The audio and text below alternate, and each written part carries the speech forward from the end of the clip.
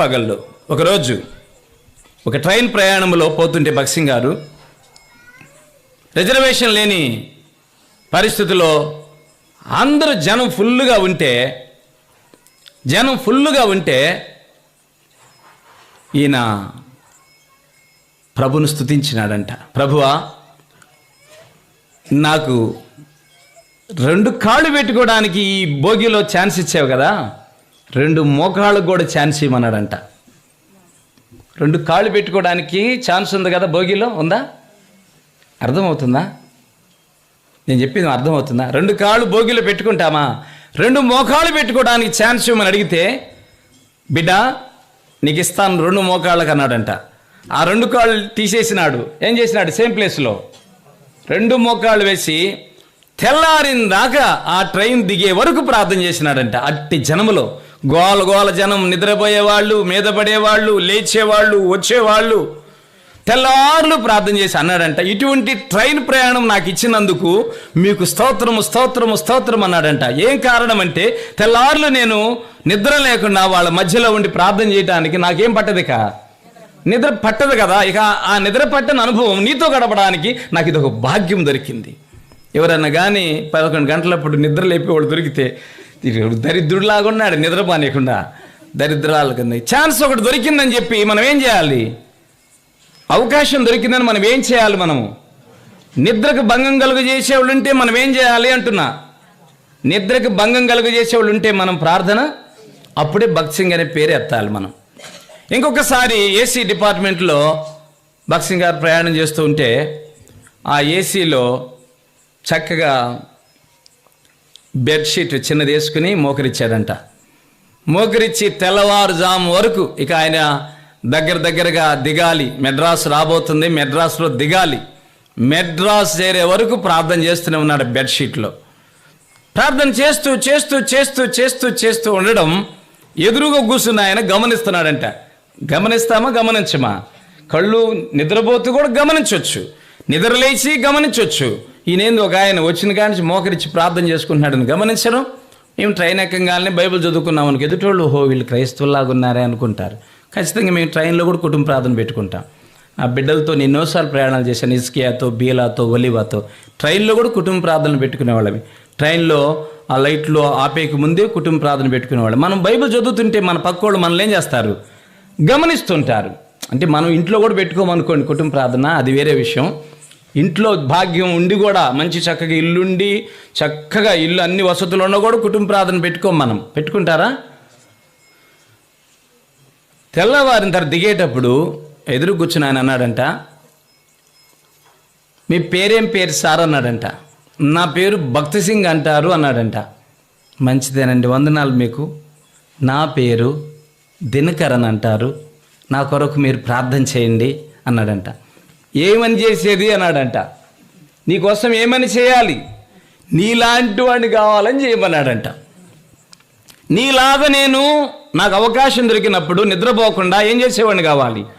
నీలాంటి ప్రార్థనాపరునిగా నన్ను చెయ్యాలి, అది చెయ్యి నా కోసం ప్రార్థన అన్నాడంట. ఒకవేళ ఆ భోగిలో ఆయన కోసం ప్రార్థన చేయించుకుని ఉంటాడేమో. దిగి వెళ్ళి ప్రతి మీటింగ్లో ఇదే చెప్తున్నాడంట. నేను ఒక ఆయన కలుసుకున్నాను, ఆయన రాత్రంతా ప్రార్థన చేశాడు, ఆయన లాంటి ప్రార్థనా జీవితం నాకు అవ్వాలని చెప్పి నేను ఆయన అడిగినాను. నేను కూడా ప్రార్థన చేసుకుంటున్నా. నా ప్రార్థన జీవితమే నాకు ఆరోగ్యం ఇచ్చి, నాకు ఆదరణ ఇచ్చి, నా సేవను కాపాడుతుంది. మీరు కూడా అదే ప్రార్థన జీవితం నేర్చుకోండి. సంఘ ప్రార్థనలు పోగొట్టుకోబాకండి. మీ ఉద్యోగాలు గొప్పవే,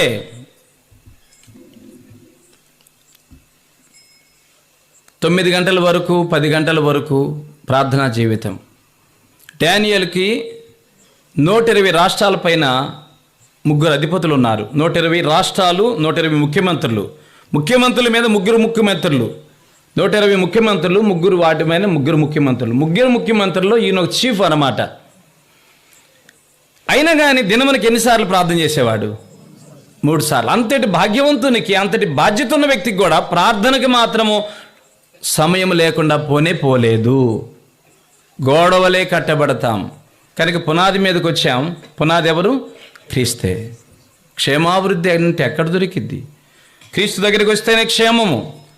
ప్రార్థనా జీవితం, అపోస్తుల బోధ, సహవాసము, రొట్టె విరుచుట, అప్పుడు గోడలాగా అవుతాం మనం.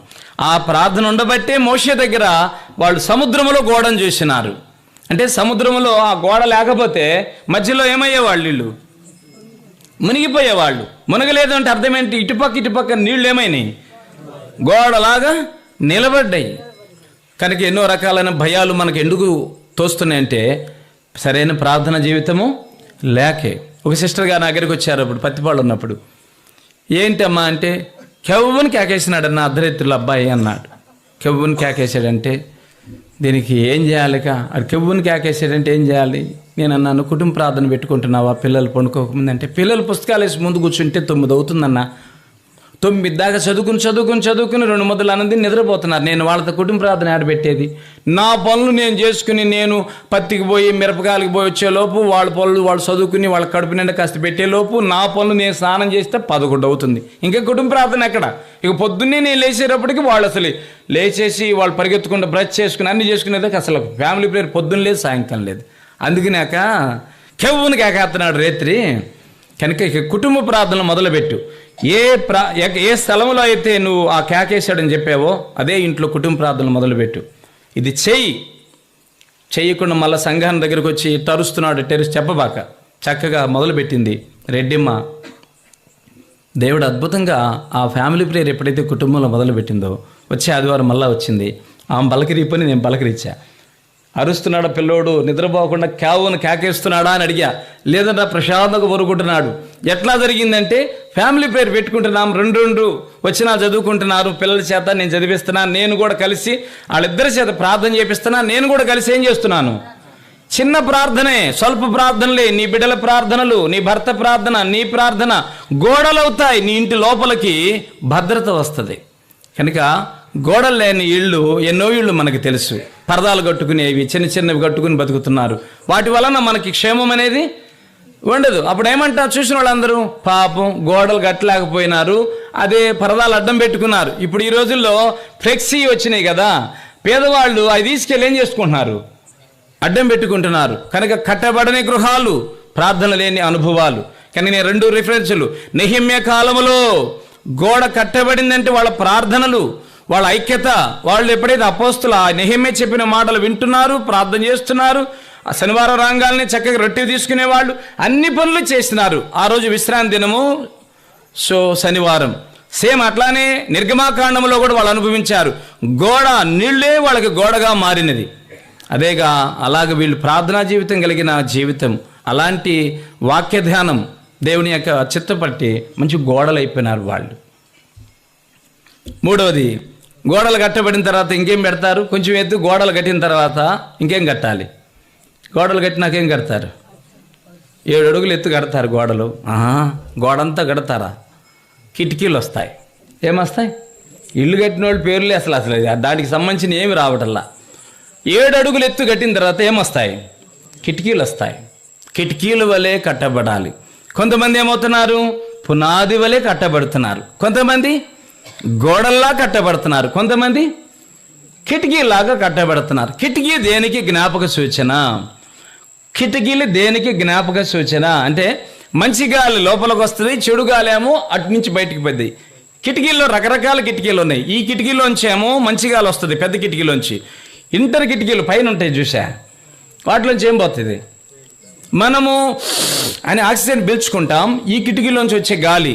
తర్వాత మనలో నుంచి మనము ఊపిరి ఇడుస్తామే, దాన్ని కార్బన్ డైఆక్సైడ్ అంటాం. మనకు పనికిరానిది, ఉపయోగం లేనిది, ఊపిరితిత్తులకు ప్రయోజనం లేనిది, దాన్ని విడుస్తాం. అది ఎటుపోయిద్ది? పైనుంచి వెళ్ళిపోయింది. కనుక ఈ కిటికీలు దేనిని బోధిస్తుంటున్నాయి అంటే, డానియేలు గదిలో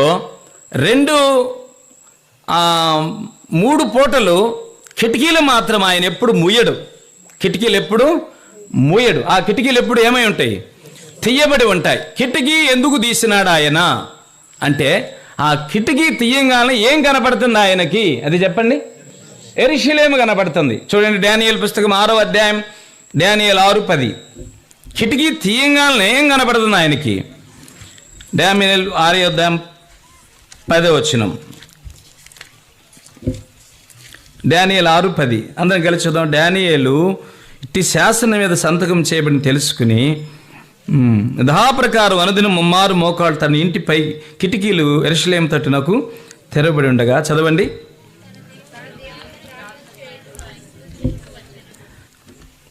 ఏం కనపడుతుందంట? కిటికీ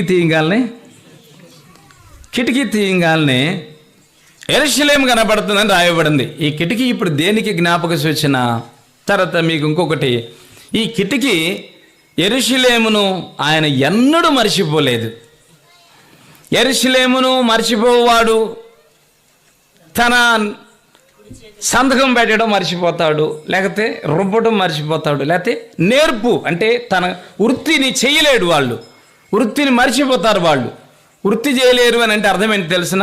చెయ్యి ఉండేది కానీ పని చేయదు, కాలు ఉండేది కానీ పని చేయదు, కళ్ళు ఉంటే కానీ కనబడవు, చెవులు ఉంటే కానీ వినపడవు, నోరు ఉండేది కానీ మాట్లాడలేము. అంటే యెరూషలేమును మర్చిపోవడం మంచిది కాదు. బైబిల్ చెప్తుంది, యెరూషలేమా నిన్ను ప్రేమించేవారు వర్ధిల్లుతారు. ఆ కిటికీలో నుంచి యెరూషలేము యొక్క ఆశీర్వాదమును. ఇప్పుడు నేను మీకు నోవాహు దగ్గరికి వెళుతున్నాను. కిటికీ తీసినాడు. ఏం చూసినాడు ఆయన? ఈ భూమి, ఈ లోకాన్ని చూసినాడు. అక్కడ కిటికీ తీస్తే ప్రపంచం కనబడుతుంది, ఇక్కడ కిటికీ తీస్తే ఎవరు కనబడుతున్నారు? యెరూషలేము కనబడుతుంది. కిటికీ, నా ప్రభు అతి త్వరలో మా కొరకు రానయ్యున్నాడు, మేము ఈ బబులోను దేశంలో ఉన్నాము, మేము త్వరగా బయటికి వెళ్ళబోతుంటున్నాం అనే విశ్వాస